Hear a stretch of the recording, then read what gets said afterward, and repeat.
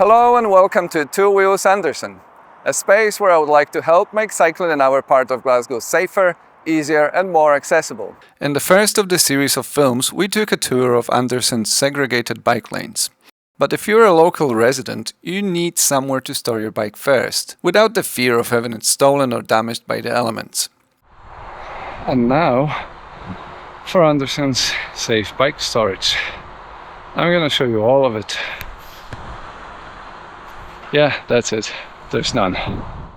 Okay, there is one exception. But first, let's look at the map of cycle hoop storage lockers around our area.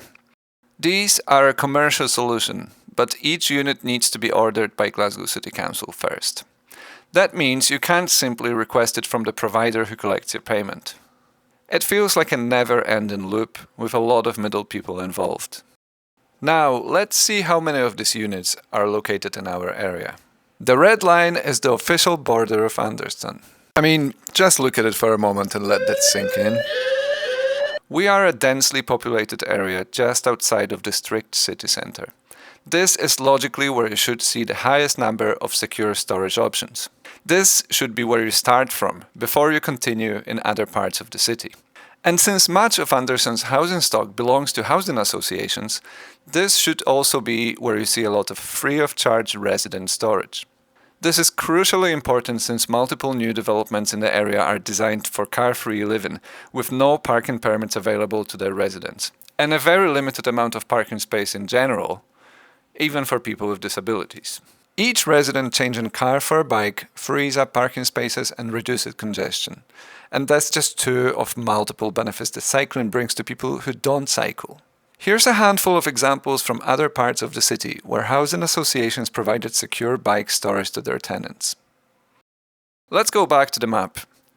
The cycle hoop storage units shown on this map in purple are small metal hangars with 6 spaces each, priced at £72 per space per year, going up to £84 from March 2025. When the first batch of these storage lockers was installed, most of them sold out within days. And even if there were spaces available, it's simply not close enough for anyone in Anderston to get rid of a car and use a bike for their day-to-day travel if they have to walk half a mile to get it first. Imagine the outrage if you asked drivers to do that. What is the one positive exception then? It's Glasgow West Housing Association's new development at Breadalbin Street. It offers a mixture of indoor and outdoor safe, secure and sheltered bike storage for their residents, free of charge. For the rest of us who want to cycle daily, it's either chaining the bike outside at the mercy of Scottish weather and thieves with angle grinders, or bringing our bikes, often dirty and dripping after even the shortest ride, into our already cramped flats.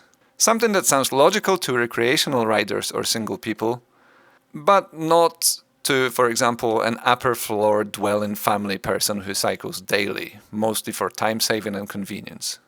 Practical everyday urban cycling can be very different from recreational riding and even more different from competitive cycling. Most priorities are completely different. Chances are you do almost everything differently.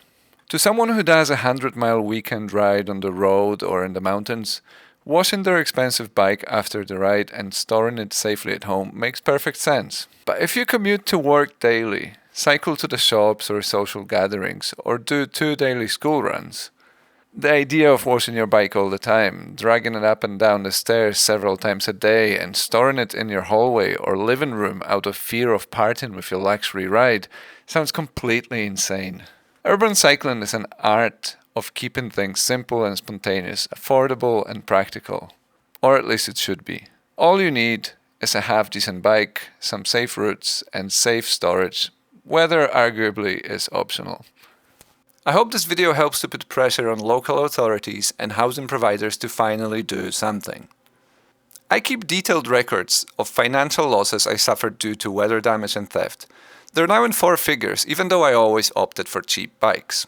What you can't put the price on is wasted opportunities, stress, or your safety. Just like there's no way to say how much health, joy, clean air, and lack of noise is worth. So, dear Glasgow City Council, dear Sanctuary Housing, dear Glasgow West Housing Association, it's your turn. We need a meaningful change, and we need it years ago.